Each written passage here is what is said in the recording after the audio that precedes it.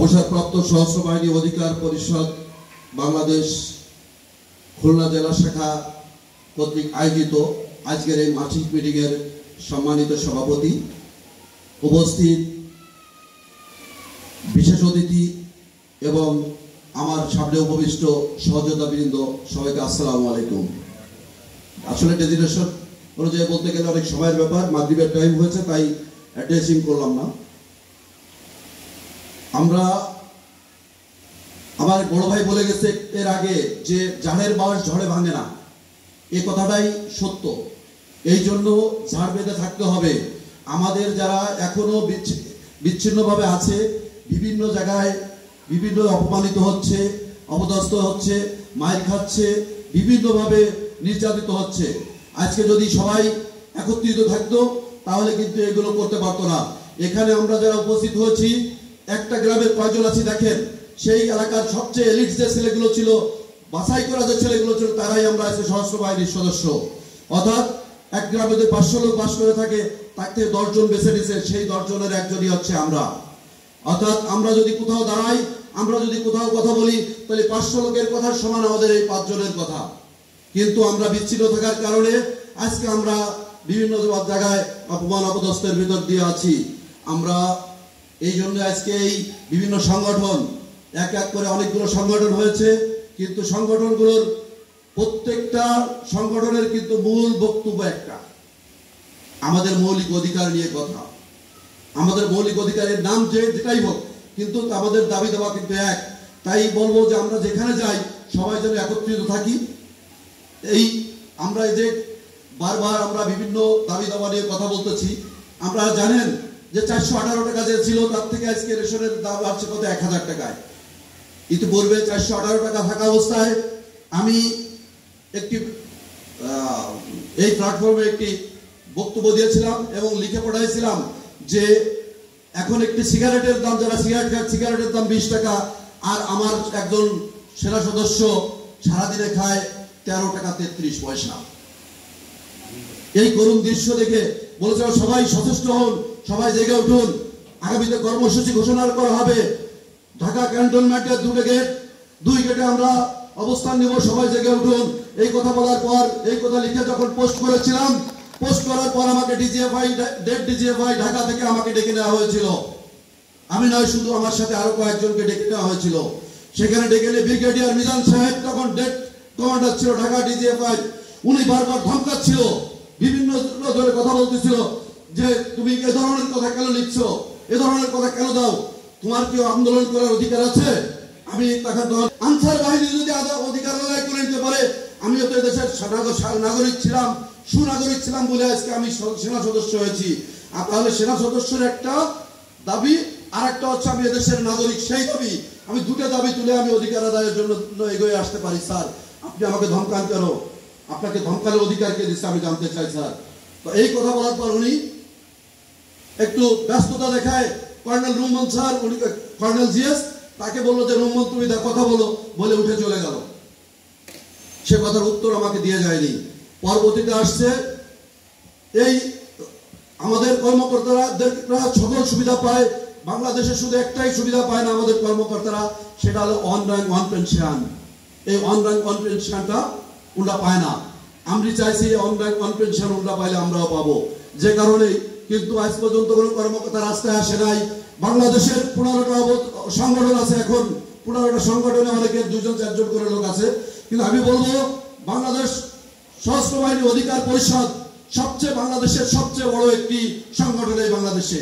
সেই সংগঠন থেকেই একমাত্র রাস্তায় দাঁড়িয়েছিলাম আমরাই, এই বাংলাদেশ অবসরপ্রাপ্ত সশস্ত্র বাহিনী অধিকার পরিষদ অন র্যাঙ্ক ওয়ান পেনশন নিয়ে রাস্তায় দাঁড়িয়েছি, ব্যানার নিয়ে। ইতিপূর্বে কখনো এই জনগোষ্ঠী, আমরা যে জনগোষ্ঠী, এই জনগোষ্ঠী কখনো রাস্তায় দাঁড়ায় ব্যানার নিয়ে বক্তব্য দেয় নাই। এই প্রথম রাস্তায় দাঁড়ায় বক্তব্য দিয়েছে অবসরপ্রাপ্ত সশস্ত্র বাহিনী অধিকার পরিষদ। এই বক্তব্য দেখার পরে আমাদের কর্মকর্তাদের কানে পানি ঢুকছে। তখন আমাদের কর্মকর্তারা সোচ্চার হয়েছে। আমার মতো লাঞ্চ কর্পোরালকে অনেকে ফোন দিয়েছে যে দেখা করো। দেখা করেছি, রাওতে বসে মিটিং হয়েছে। রাওতে মিটিং হওয়ার পরে বিভিন্ন অফিসাররা বিভিন্ন আমাদের সংগঠন থেকে মাত্র 2 জন করে লোককে ডেকেছিল, আমরা সেখানে উপস্থিত হয়েছিলাম।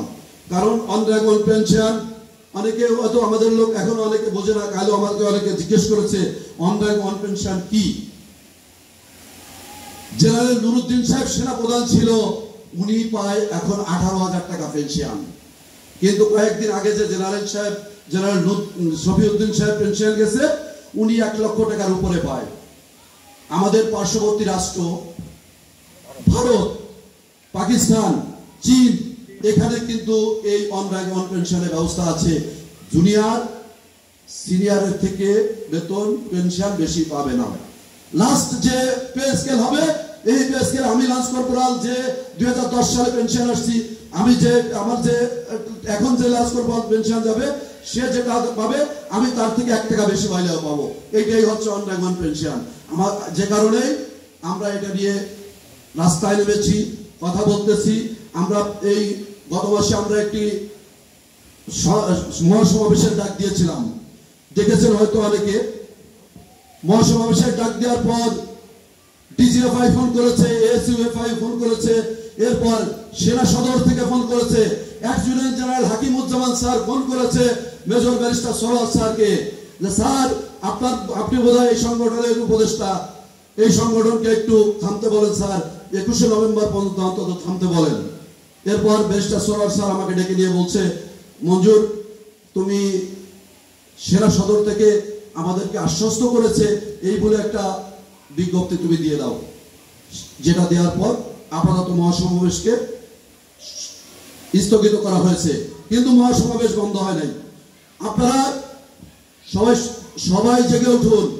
আগামীতে এই 21শে নভেম্বরের মধ্যে যদি আমাদেরকে এর একটা সুর দেওয়া হয়, আমাদের স্ত্রীদের চিকিৎসার ব্যবস্থা না করা হয়, আমাদের দেশের এই বাজার সমতুল্য যদি আমাদেরকে মূল্য না দেওয়া হয়, আমরা আবার রাস্তায় দাঁড়িয়ে যাব। কারণ রাস্তায় দাঁড়ানো ছাড়া কোনোদিন করা দাবি আদায় হয় নাই।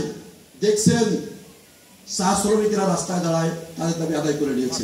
মাস্টাররা যিনি বাড়িতে থেকে শিক্ষকতা করেন, তার বাড়ি ভাড়ার জন্য কয়েকদিন আগে রাস্তায় বসে গেছে। 3 দিন রাস্তায় বসে থাকার পর 15% না 20% তারা অবসর বাড়ি ভাড়া নিয়ে আসছে। আর আমি আর আপনি যদি এই আমাদের পার্শ্ববর্তী রাষ্ট্রে ভারতরা এই যে তারা যে অন র্যাঙ্ক অন পেনশন কার্যকারী করেছে, তারাও কিন্তু হাইকোর্ট পর্যন্ত গিয়েছিল, রাস্তায় তারা আন্দোলন করেছিল, সেখানে একজন লোক মারা গেছিল। মারা যাওয়ার পর মামলা করে হাইকোর্ট থেকে তারা এই দাবি পূরণ করেছে। আর আমরা যদি এই ঘরের ভিতর বসে থাকি, এসির ভিতর আমাদের কর্মকর্তারা বসে থাকে, তাহলে কিন্তু আমরা এই দাবিও আদায় করতে পারবো না। আমি কয়েকদিন আগে রাওয়াতে 2জন কর্নেল সাহেবকে বলেছি যে আপনারা তো এসির ভিতর বসে কথা বলেন, কিন্তু বাইরে আসতে হবে, বাইরে না আসলে আপনারা এই অন র্যাঙ্ক অন পেনশন কার্যকারী হবে না। তা আমরা আবারও কিছুদিনের ভিতরে আন্দোলনের যদি আমাদের কার্যকারী না হয়, আমরা আন্দোলন করব এবং আমরা রাস্তার থেকে ফিরে আসবো না যতক্ষণ পর্যন্ত এর একটি ঘোষণা না আসে, আমাদেরকে এই সুবিধা না দেওয়া হয়, ততদিন পর্যন্ত আমরা রাস্তার থেকে ফিরে আসবো না। এবং আমরা যখন এই আন্দোলনের ডাক দিব, জেলা উপজেলা থেকে আপনারা চেষ্টা করবেন যে ঢাকার দিকে আসার জন্য।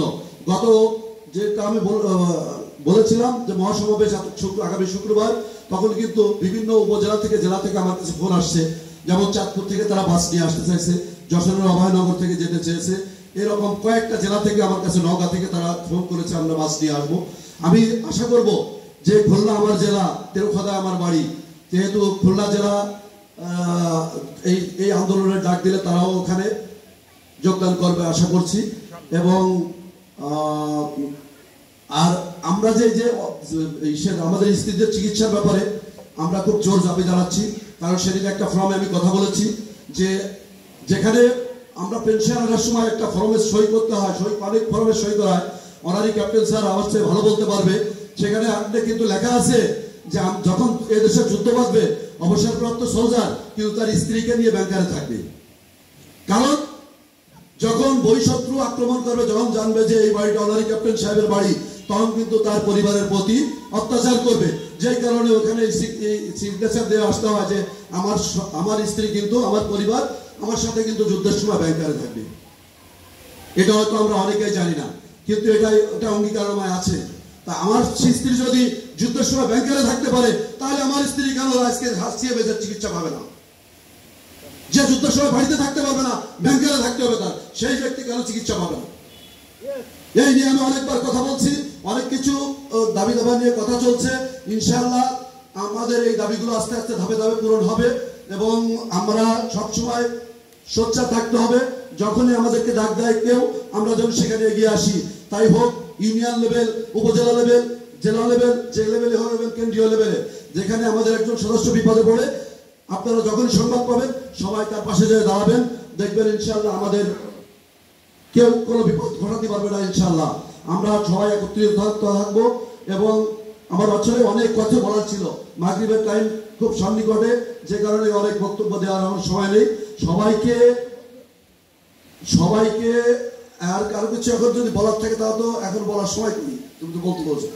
যাই হোক, সবাই ভালো থাকবেন, সুস্থ থাকবেন এবং এই খুলনা জেলা প্রতি মাসে এরকম একটা ঘরোয়া হোক আর বাইরে হোক তারা আচরণ চলাচলের ব্যবস্থা করে আপনারা যে যখন সময় পাবেন এই মিটিংয়ে উপস্থিত হবেন এবং একে অপরের কুশলাদি বিনিময় করবেন।